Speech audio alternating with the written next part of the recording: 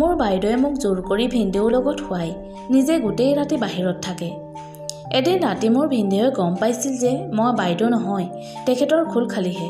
তাৰপিছত তেখেতে মোৰ লগত যি কৰিলে শুনি আপোনালোকৰ বুকু কঁপি উঠিব। এই কথাখিনি সেই সময়ৰ যেতিয়া মই মোৰ বাইদেউৰ ঘৰত থাকিছিলোঁ। মই মোৰ বাইদেউ আৰু ভিনদেউৰ লগত থাকি তাৰে এখন বহুত ভাল কলেজত পঢ়িছিলোঁ। কলেজ থকাৰ বাবে মই সদায় সোনকালে ৰাতি শুই গৈছিলোঁ। এদিন ৰাতি মোৰ লগত এনেকুৱা এটা ঘটনা ঘটিল যিটো ঘটনাই মোক ভাঙি চুৰমাৰ কৰি পেলাইছিল। সেইদিনা ৰাতি মই গভীৰ টোপনিত লালকাল আছিলোঁ।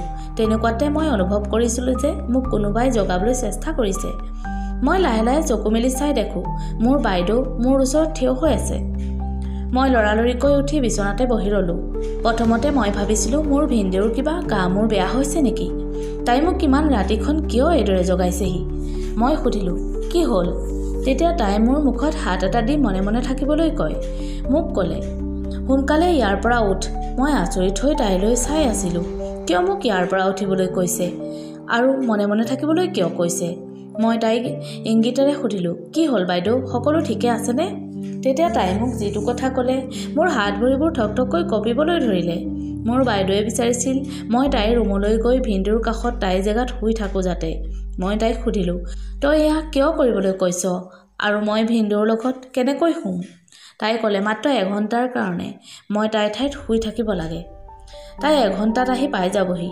তেতিয়া মই মোৰ ৰুমত গুচি আহিম আৰু তেতিয়া তাই শুব। মই ভিনদেউক বহুত ভয় কৰিছিলোঁ। যদি কেনেবাকৈ তেখেতে গম পায় দুয়োজনীকে ঘৰৰ পৰা খেদি দিব। ভিনদেউৰ লগত একেখন বিচনাতে শুই মই বৰ আচৰিত অনুভৱ কৰিছিলোঁ। মোৰ বাইদেউ মোৰ ওপৰত বহুত উপকাৰ আছে। সেইবাবে মই চুপচাপ গৈ বিচনাখনৰ এটা কোণত শুই পৰিলোঁ। ৰাতিপুৱাৰ আগতেই বাইদেউ আহি পাই গৈছিলহি। তাই মোক জগাই দিলে আৰু মোক মোৰ ৰুমলৈ যাবলৈ ইংগিত দিয়ে। মই মোৰ ৰুমলৈ আহিলোঁ যদিও বাইদেৱে কিয় মোক ভিনদেউৰ লগত শুৱাইছিল আৰু তাই নিজে গোটেই ৰাতিখন কলৈ গৈছিল, এই প্ৰশ্নটোৰ উত্তৰ বিচাৰি মগজটোৱে হাবাথুৰি খাই আছিল। মোৰ আৰু টোপনি অহা নাছিল। মই যেতিয়া ৰাতিপুৱা চাহ খাবৰ বাবে টেবুলত বহোঁ, ভিনদেউৱে চাহ খাই আছিল। তেখেতৰ হাওঁফাওঁৰ পৰা জানিব পাৰিছিলোঁ যে তেওঁ একো গম পোৱা নাছিল। ভিনদেউ ঘৰৰ পৰা কেতিয়া ওলাই যাব মই সেই অপেক্ষাতেই আছিলোঁ। তেতিয়া মই বাইদেউক সুধিব পাৰিম যে তাই কিয় মোক ভিনদেউৰ লগত শুৱাইছিল আৰু তাই ৰাতিখন কলৈ গৈছিল। ভিনদেউ যোৱাৰ পিছত মই তাইক সুধিছিলোঁ, কালি ৰাতি তই কলৈ গৈছিলি আৰু মোক কিয় ভিনদেউৰ লগত শুব দিছিলি? তাই মোৰ প্ৰশ্নটো শুনি মোৰ কথা ইগন'ৰ কৰিছিল। মই যেতিয়া জোৰ দিব ধৰিলোঁ তাই ক'লে, মই হস্পিটেল গৈছিলোঁ, মোৰ বন্ধু এজনৰ গা বেয়া। তাইৰ উত্তৰ শুনি মই আচৰিত হৈছিলোঁ। যদি হস্পিটেল গৈছ এইটোতো একো বেয়া কথা নহয়। এই কথাটো ভিনদেউৰ পৰা কিয় লুকুৱাব লাগে? এই কথাটো যেতিয়া মই তাইক ক'লোঁ তাই ক'লে, মোৰ সেই বন্ধুজনক তোৰ ভিনদেউৱে একদম ভাল নাপায়, কাৰণ সি বিয়া পতা নাই এতিয়াও আৰু সি অকলশৰে থাকে বিয়া নপতাকৈ। এইদৰে বহুদিন থাকিলে মানুহে চৰিত্ৰহীন বুলি ভাবে। তোৰ ভিনদেউও তাক এইদৰেই ভাবে। মই আৰু এই কথাটো ইমান গুৰুত্ব দিয়া নাছিলোঁ, কাৰণ তাই ভাল কামতহে গৈছে এই ভাবি। এইদৰে কেইদিনমান গৈছিল। আকৌ এদিন ৰাতি বাইদেউ মোৰ ৰুমলৈ আহিল আৰু মোক সেইদিনাৰ দৰে ৰাতি তাইৰ ঠাইত শুবলৈ ক'লে। মই সুধিলোঁ, আজি ক'ত যাওঁ? আজিও সেই বন্ধুজনৰ লগত যাবি নেকি? তাই ক'লে, অঁ। তেতিয়া মই ক'লোঁ, কোন হস্পিটেল যাবি, যাতে মই কিবা এটা হ'লেও অনুমান কৰিব পাৰোঁ। তাই মোৰ কথা নুশুনাৰ ভাওজুৰি মোক একো উত্তৰ নিদিলে। তাই জেগাত শুৱাই ঘৰৰ পৰা ওলাই যায়। মই ভাবিবলৈ বাধ্য হৈছিলোঁ যে মোৰ বাইদেউ নিশ্চয় বিপথে গৈছে। ৰাতি ৰাতি হস্পিটেল যাওঁ বুলি মোক কৈ বুদ্ধি কৰি তাই হয়তো বেলেগ ক'ৰবাত যায়। বাইদেউ প্ৰায় 4 ঘণ্টামানৰ পাছত ঘূৰি আহে আৰু সেই 4 ঘণ্টা মই চুলিৰ আগত জিঅ'টো বান্ধি যেনে তেনে পাৰ কৰিছিলোঁ। যেতিয়া ভিনদেউৱে বাগৰ সলাইছিল মই বহুত ভয় খাইছিলোঁ ধৰা পৰি যাম বুলি। মই মনতে ঠিৰাং কৰিছিলোঁ, এতিয়াৰ পৰা মই বাইদেউৰ আৰু কোনো কথা নুশুনো আৰু যদি এইদৰে মোক শুবলৈ কয় মই ভিনদেউক সকলো কথা কৈ দিম, কাৰণ ভিনদেউৱে তাইৰ বিষয়ে জনাটো দৰকাৰ। তাই ভিনদেউক এইদৰে বিশ্বাসঘাত কৰি থকাটো মোৰ একেবাৰে সহ্য হোৱা নাছিল। পিছদিনা মই আকৌ তাইক বহুত প্ৰশ্ন কৰিলোঁ, কিন্তু তাই মোৰ কথাবোৰ আওকাণ কৰি মোৰ প্ৰশ্নৰ পৰা ফালৰি কাটি ফুৰিছিল। ঠিক এসপ্তাহমানৰ পিছত আকৌ তাই মোৰ ৰুমলৈ আহিল আৰু ক'লে, আজি ৰাতি মই গৈ তাইৰ ৰুমত শুই থাকোঁ যেন।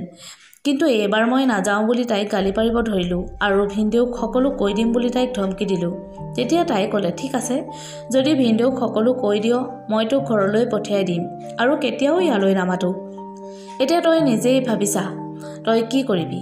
মোৰ ভৱিষ্যতৰ প্ৰশ্ন আছিল। সেয়ে মই মন নথকা স্বত্তেও তাইৰ ৰুমলৈ গৈ ভিনদেউৰ কাষতেই শুই পৰিলোঁ। মই চিন্তা কৰিবলৈ ধৰিলোঁ, যদি এই কথাটো ধৰা পৰি যাওঁ মোৰ কি হ'ব। এতিয়া মই কি কৰাটো উচিত হ'ব ভাবি পোৱা নাছিলোঁ। ভিনদেউক কথাবোৰ কৈ দিওঁ নেকি, নে বাইদেউৰ কথা চুপচাপ মানি তাই যি কৈ কৰি যাওঁ। এইদৰে ভাবি থাকোঁতেই মই অনুভৱ কৰিছিলোঁ যে ভিনদেউৱে মোৰ ফালে কাটি হৈ বাগৰ সলাইছে। মই চকুকেইটা মুদি মনতে ভগৱানক চিন্তা কৰিব ধৰিলোঁ। বাইদেউ আৰু মই দেখিবলৈ প্ৰায়ে একেই আছিলোঁ। মই ভিনদেউৰ ফালে পিঠি দি বাগৰ সলাই দিলোঁ, যাতে ভিনদেউৱে অনুভৱ কৰক বাইদেউ শুই আছে বুলি। মোৰ মনত ভাৱ হ'ব ধৰিলে মই যে বাইদেউ নহয়, ভিনদেউৱে যেন গম পাইছে। লাহে লাহে মোৰ গাত হাত দিব ধৰিলে। মই চিঞৰিবও নোৱাৰোঁ, কাৰণ মই মাত মাতিলেই বাইদেউ ধৰা পৰি যাব। সেয়ে মোৰ মৌনতাৰ সুযোগ ভিনদেউৱে উঠাব ধৰিলে। মোৰ লগত সেই সকলো হৈ গ'ল যি কেৱল বাইদেউ আৰু ভিনদেউৰ মাজতে হ'ব লাগিছিল। মই মুখৰ পৰা এটা শব্দও উলিওৱা নাছিলোঁ। বন্ধু বান্ধৱীসকল, মোৰ নাম সংগীতা আৰু আমি দুজনী বাই ভনী আছিলোঁ। মোৰ বাইদেউৰ বিয়া বহুত ডাঙৰ এখন চহৰ গুৱাহাটীলৈ হৈছিল। মই যেতিয়া মেট্ৰিক পাছ কৰিছিলোঁ, আমাৰ ঘৰ গাঁৱত হোৱাৰ বাবে কলেজলৈ বহুত দূৰ যাব লগা হৈছিল। তথাপি মই ফৰ্ম ফিল আপ কৰিছিলোঁ উচ্চ শিক্ষা ল'ম বুলি। কিন্তু মোৰ বাইদেউৱে ক'লে যে মোৰ এডমিশ্যন গুৱাহাটীৰে এখন ভাল কলেজত কৰিব তাই, আৰু মই তাইৰ লগতেই থাকি পঢ়া শুনা কৰিব পাৰিম। পঢ়াৰ কোনো খৰচ মা দেউতাই কৰিব নালাগে, তাইয়ে সকলো খৰচ বহন কৰিব। ভিনদেউৱেও সন্মতি দিছিল। মই বহুত সুখী আছিলোঁ। চহৰৰ কলেজত সৰুৰে পৰাই পঢ়াৰ মন আছিল মোৰ। বাইদেউৱে যেন মোৰ মনৰ আশা পূৰণ কৰিছিল। মই গাঁও এৰি তাইৰ লগত চহৰলৈ গুচি আহোঁ। বাইদেউৱে মোৰ বহুত ধ্যান ৰাখিছিল। মই বিচৰা সকলো বস্তু মোক আনি দিছিল। এইদৰে তাই মোৰ ওপৰত বহুত উপকাৰ কৰিছিল। সকলো খুব ধুনীয়াকৈ চলি আছিল। প্ৰথমবাৰ কলেজ বন্ধ পাই মই বহুত আনন্দিত হৈছিলোঁ। মই গাঁৱলৈ যাম, মা দেউতাৰ ওচৰলৈ, লগৰ বন্ধু বান্ধৱী সমনীয়াবোৰক লগ পাম। কিন্তু মোৰ বাইদেউৱে মোক বেছিদিন গাঁৱত থাকিবলৈ নিদিলে। তাই ক'লে, তই ইয়াতেই থাক আৰু পঢ়াত গুৰুত্ব দে। তাই বিচাৰিছিল মই পঢ়ি শুনি এটা ভাল চাকৰি ল'ব পাৰোঁ যাতে। তাই মোৰ প্ৰতিটো কথাৰেই মাকৰ দৰেই ধ্যান ৰাখিছিল। বাইদেউৰ মাথাত কি চলি আছিল মই গম পোৱা নাছিলোঁ। মোৰ ভিনদেউও মোক পৰিয়ালৰ সদস্য বুলি মানি লৈছিল। যিদিনা মই গাঁৱৰ পৰা আহি পাওঁহি, ভাগৰ লাগি অহাৰ বাবে মই সোনকালেই শুই গৈছিলোঁ। সেইদিনা মাজৰাতি তাই আকৌ মোৰ ওচৰলৈ আহিল আৰু মোক তাই বিচনাত শুবলৈ ক'লে। মই বহুতবাৰ তাইৰ লগত এই বিষয়ে কাজিয়া কৰিছিলোঁ, কিন্তু কোনো লাভ নহ'ল। সেইবাবে চুপচাপ গৈ তাইৰ জেগাত শুই পৰিলোঁ। সেইদিনা মোৰ এনেকুৱা লাগিছিল ভিনদেউ সাৰ পাই আছে আৰু তেখেতে যেন সকলো গম পাই আছে। মই যেনে তেনে 5 ঘণ্টা সময় পাৰ কৰিলোঁ। 5 ঘণ্টাৰ পিছত বাইদেউ আহি পাই গৈছিলহি। মই পিছদিনা তাইক ক'লোঁ, ভিনদেউৱে সকলো গম পাই যেন মোৰ এনেকুৱা লাগে। তেতিয়া তাই ক'লে, নাই নাপায়। গম পোৱা হ'লে তেখেতে মোক নিশ্চয় সুধিলেহেঁতেন, আৰু নহ'লে তোক সুধিলেহেঁতেন। তাই ক'লে, তই ভয় নাখাবি। তাই দিয়া মিছা সান্তনাত মই অলপো শান্তি পোৱা নাছিলোঁ। মোৰ কলেজো খুলিছিল আৰু বাইদেউৰ ৰাতি ৰাতি যোৱা চলিয়েই আছিল। প্ৰথমতে তাই সপ্তাহত এবাৰ বা দুবাৰ গৈছিল, কিন্তু এতিয়া তাই 2-3 দিনৰ মূৰে মূৰে যাব ধৰিলে। মোৰ সন্দেহ হ'বলৈ ধৰিলে। তাই ৰাতিৰ আন্ধাৰৰ সুযোগ লৈ কেনেবাকৈ দেহ ব্যৱসায় কৰি থকা নাইতো। আজি ৰাতি তাই মোক ক'লে, তই মোৰ ৰুমলৈ যা। মই আগৰে পৰাই তাই এইবাৰ যোৱালৈ অপেক্ষা কৰি আছিলোঁ। তাই কোৱাৰ লগে লগে মই গৈ তাই জেগাত শোৱাৰ ভেকচন ধৰোঁ। তাই ঘৰৰ পৰা ওলাই যোৱাৰ লগে লগে ময়ো তাইৰ পিছা কৰোঁ। তাই পিছে পিছে লুকাই লুকাই যাব ধৰিলোঁ। মোৰ বহুত ভয় লাগিছিল, তথাপি আচল সত্য জানিবই লাগিব বুলি মনতে সাহস গোটাই লৈছিলোঁ। গাত এখন ক'লা চল মেৰিয়াই আন্ধাৰৰ মাজে মাজে গৈ আছিলোঁ। মোৰ আৰু এটা চিন্তা লাগি আছিল, যদি ভিনদেউৱে সাৰ পায় তেতিয়া কি হ'ব। বাইদেউৱে যেন কিবা এটা গম পাইছিল। তাইৰ পিছত কোনোবা গৈ আছে যেন হয়তো অনুমান কৰিছিল, কাৰণ তাই কেইখোজমান গৈ পিছলৈ ঘূৰি ঘূৰি চাইছিল। মই ক'লা চল লৈ থকাৰ বাবে আন্ধাৰৰ লগত মিলি আছিলোঁ বাবে মোক ধৰিব নোৱাৰিলে। তেনেকুৱাতে মই দেখিলোঁ ৰাস্তাত এখন গাড়ী ৰৈ আছে। বাইদেউ সেইখন গাড়ীতে উঠি গুচি গ'ল। গাড়ীখনৰ ৰঙো ক'লা আছিল। আন্ধাৰৰ বাবে মই গাড়ীখনৰ নাম্বাৰ প্লেটটো ধৰিব নোৱাৰিলোঁ। মই ঘৰলৈ ঘূৰি আহি তাইৰ জেগাত বিচনাখনত শুই তাই অহালৈ অপেক্ষা কৰিব ধৰিলোঁ। মই পূৰা নিশ্চিত আছিলোঁ যে ভিনদেউৱে সাৰ পাই আছে, কিন্তু তেখেতে মোক একো প্ৰশ্ন কৰা নাছিল। ময়ো এটাও শব্দ নকৰাকৈ চুপচাপ শুই বাইদেউ অহালৈ অপেক্ষা কৰিব ধৰিলোঁ। 3 ঘণ্টামানৰ পিছত বাইদেউ আহিল আৰু মোক ইংগিত দিলে। মই সদায় যোৱাৰ দৰে উঠি মোৰ ৰুমলৈ গুচি আহোঁ। লাহে লাহে মোৰ বাইদেউলৈ ঘৃণা উপজিব ধৰিছিল, কাৰণ মই নিশ্চিত আছিলোঁ যে তাই নিশ্চয় বেয়া ৰাস্তাত গৈছে। ভিনদেউৱে তাইক সকলো সা সুবিধা দিছে। তাৰ পিছতো তাই ভিনদেউক কৰা বিশ্বাসঘাত দেখি মোৰ ধৈৰ্যক্ৰমে হেৰাই যাব ধৰিছিল। কাৰণ তাই বন্ধুক লগ কৰিবলৈ ৰাতি হস্পিটেল কিয় যায় ভিনদেউ কামলৈ যোৱাৰ পিছত দিনতো দেখোন যাব পাৰে কিন্তু তাই সদায় ৰাতি ৰাতি কিয় যায় মোৰ ভিনদেউৰ দৰমহা ইমান বেছিও নহয় মই যিমান দূৰ গম পাইছিলোঁ কিন্তু মোৰ বাইদেৱে ইমান দামী দামী কাপোৰ পিন্ধিছিল আৰু মোকো দিছিল এইবোৰ ক'ৰ টকাৰে কিনিছিল তাৰ মানে তাই নিশ্চয় কোনোবা ল'ৰাৰ লগত যায় ৰাতি ৰাতি আৰু পইচা পায় এইবোৰ ভাবি চিন্তি মই পাগলৰ দৰে হৈছিলোঁ যদি কেনেবাকৈ বাইদেউ ধৰা পৰে মোৰো ভৱিষ্যত শেষ হৈ যাব কিবা এটা যেন বহুত বেয়া হৈ আছে সেয়া মই অনুমান কৰিছিলোঁ কিন্তু বাইদেৱে কিয় এইবোৰ কৰিছে সেয়া মই একো ভাবি পোৱা নাছিলোঁ মোৰ মনত বহুত প্ৰশ্ন জাগিছিল ইয়াৰ একো উত্তৰ নাছিল মোৰ ওচৰত উত্তৰ আছিল মাথো একমাত্ৰ বাইদেউৰ ওচৰত কিন্তু তাই মোক উত্তৰ দিব নিবিচাৰে মই বৰ মানসিক অশান্তিত সময় পাৰ কৰিছিলোঁ সেইদিনা কলেজলৈ নাযাওঁ বুলিয়ে যোৱা নাছিলোঁ মই বাইদেউক ক'লোঁ তই আজি মোক সকলো প্ৰশ্নৰে উত্তৰ দিবই লাগিব কাৰণ মই জানিছোঁ তই বিপথে গৈছ কালি ৰাতি ময়ে তোৰ পিছে পিছে গৈছিলোঁ যদি তই মোক সঁচা কথা নকওঁ আজি ভিনদেউ আহিলে মই নিজেই সকলো কথা কৈ দিম তই এইদৰে ভিনদেউক বিশ্বাসঘাত কৰি ঠগিব নোৱাৰ মোৰ কথা শুনি তাই বহুত চিন্তাত পৰিছিল কিন্তু তাই পিছ মুহূৰ্ততে ক'লে মই যি কৰোঁ মোৰ কথা মই তোক এইবাবে ইয়ালৈ আনিছিলোঁ যে তোৰ আৰু মোৰ চেহেৰা একেই গতিকে আন্ধাৰত যাতে তোৰ ভিনদেউৱে ধৰিব নোৱাৰে তই নে মই আৰু মই আৰামত মোৰ কাম কৰিব পাৰিম তেতিয়া কিন্তু তই যেতিয়া মোক সহযোগ নকৰ মই তোক গাঁৱলৈ পঠিয়াই দিম আৰু মা দেউতাক ক'ম যে তোৰ ভিনদেউৰ লগত সম্বন্ধ আছে মই তোক ধৰা পেলাইছোঁ আৰু সেইবাবে ইয়াত আৰু থাকিবলৈ নিদিওঁ মই তাইৰ কথা শুনি বহুত ভয় খাইছিলোঁ মোৰ ভৱিষ্যত শেষ হৈ যাব দেখোন ইমান ডাঙৰ এটা বদনাম লৈ মই মাহঁতৰ আগত কেনেকৈ ওলাম গাঁৱৰ মানুহৰ আগত কেনেকৈ মুখ দেখুৱাম মই কান্দি কান্দি তাইৰ ওচৰৰ পৰা উঠি মোৰ ৰুমলৈ গুচি আহোঁ মই ভাবিবলৈ ধৰিলোঁ মোৰ বাইদেউটো বহুত সহজ সৰল আছিল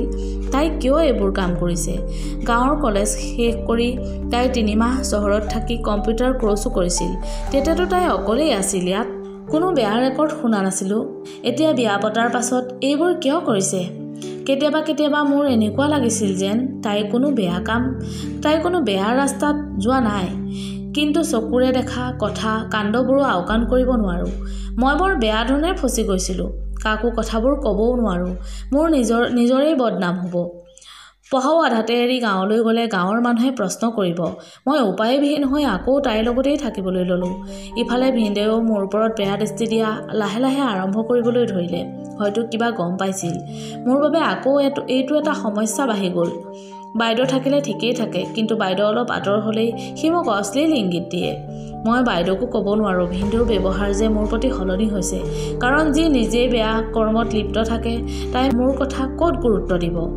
মই সদায়ে ভগৱানক প্ৰাৰ্থনা কৰিছিলোঁ যাতে সোনকালেই মোক এই সমস্যাৰ পৰা মুক্তি দিয়ক মোৰ প্ৰাৰ্থনা যেন ঈশ্বৰে শুনিলে এদিন মই কলেজ ছুটি কৰি ঘৰলৈ আহিছিলোঁ আমাৰ ঘৰৰ সন্মুখত মানুহৰ ভিৰ লাগি আছিল ইমান মানুহ দেখি মই বহুত ভয় খাইছিলোঁ ভিৰ ফালি মই ঘৰৰ ফালে আগুৱাব ধৰোঁ ঘৰৰ ভিতৰ সোমাই পৰিৱেশটো দেখি মোৰ হাত ভৰিবোৰ কঁপিব ধৰিলে পুলিচে মোৰ ভিনদেউক ধৰি ৰাখিছিল আৰু মোৰ বাইদেউ সেইখিনিতেই থিয় হৈ ৰৈ আছিল মই তাইক সুধিলোঁ এইবোৰ কি হৈছে বাইদেউ তাই মোক হাত এটাত ধৰি তাইৰ কাষলৈ টানি নিয়ে আৰু কয় একদম মনে মনে ৰৈ থাক মোৰ এনেকুৱা লাগিছিল যে মোৰ বাইদেৱে ভিনদেউক পুলিচত দি দিছে যাতে তাই বেলেগৰ লগত আৰামত মুক্ত মনে গা ঘেলাই ঘূৰি ফুৰিব পাৰে ভিনদেউৱে চিঞৰ বাখৰ কৰি আছিল কিন্তু মোৰ বাইদেৱে এটা টোপালো চকুৰ পানী উলিওৱা নাছিল ভিনদেউক পুলিচে লৈ যায় লাহে লাহে ভিৰ কমিব ধৰিলে মানুহবোৰ যোৱাৰ পিছত মই তাইক খঙত ক'লোঁ তই ভিনদেউক এইদৰে পুলিচত দিব নালাগিছিল যদি তই তাক পচন্দ নকৰ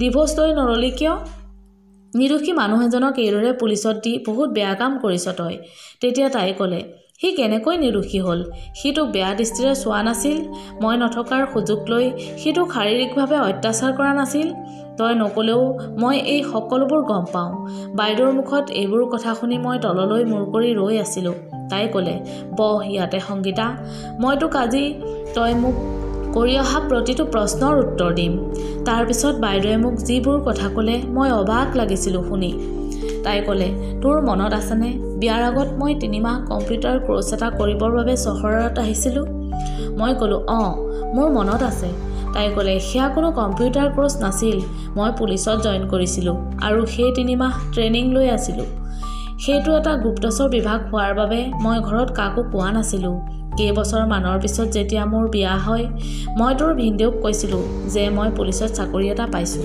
কৰিমনে? মোৰ কথা শুনি তোৰ ভিনদেউ খঙত ক'ব নোৱাৰা হৈ উঠিছিল। মোক কোনোপধ্যেই চাকৰি কৰিব নোৱাৰা বুলি ধমকি দিছিল। ইমান সৰু কথাটোত সি এইদৰে ৰিয়েক্ট কৰা দেখি মোৰ তাৰ ওপৰত সন্দেহ হৈছিল। এইদৰে মই কিছুদিন মোৰ সংসাৰৰ লগতে চাকৰিও কৰি যাওঁ। এটা কেছ ইনভেষ্টিগেশ্যন কৰি আছিলোঁ। তাত গম পালোঁ যে যিটো গেং জড়িত আছে সেই কেছটোত সেই গেংটোৰ এজন সক্ৰিয় সদস্য তোৰ ভিনদেউ হয়। সেয়ে মই ৰাতি ৰাতি চবুত বিচাৰি যাব লগা হৈছিল। মই মোৰ স্বামীক হেৰুৱাব পাৰোঁ, কিন্তু এই দেশৰ লগত অন্যায় কৰিব নোৱাৰোঁ। মই আজি নিজেই তাক ধৰাই দিছোঁ। তোক মই পঢ়াম বুলি ইয়ালৈ আনিছিলোঁ, কিন্তু মই জনা নাছিলোঁ যে তই ইয়াত এনেকুৱা পৰিস্থিতিৰ সন্মুখীন হ'ব লাগিব বুলি। মোৰ নিজৰ ওপৰতে বহুত লাজ লাগিছিল। কি যে কথা মই বাইদেউক লৈ ভাবিছিলোঁ। ভিনদেউৰ পৰা তাই ডিভোৰ্চ লৈ লয়। আমি এতিয়াও এইখন চহৰতেই থাকোঁ। বাইদেৱে এতিয়া মুক্ত মনে ডিউটি কৰি আছে। এতিয়া মোৰ ভিনদেউৰ ছাঁ মোৰ ওপৰত নাই আৰু মোৰ ভয়ো নালাগে বাইদেউ বিপথে গৈছে বুলি। সদায় চকুৰে দেখা কিছুমান কথা সঁচা নহ'বও পাৰে। এই কথা মই ভালদৰেই বুজি পালোঁ। বন্ধু বান্ধৱীসকল, কাহিনীটো শুনি কেনেকুৱা পালে কমেণ্টত জনাব আৰু ভাল লাগিলে চেনেলটো ছাবস্ক্ৰাইব কৰি দিব। ধন্যবাদ।